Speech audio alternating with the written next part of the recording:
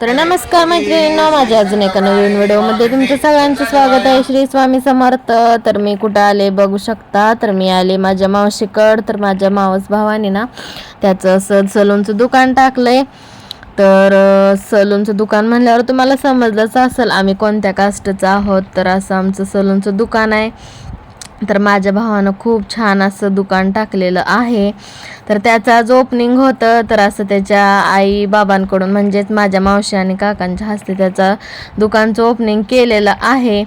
तर इथं माझा भाऊ आहे, तो फोटो काढतोय. तर इथं ब्राह्मण काका आहेत. असं फुगं वगैरे मस्त लावले, मस्त असं दुकान केलेलं आहे.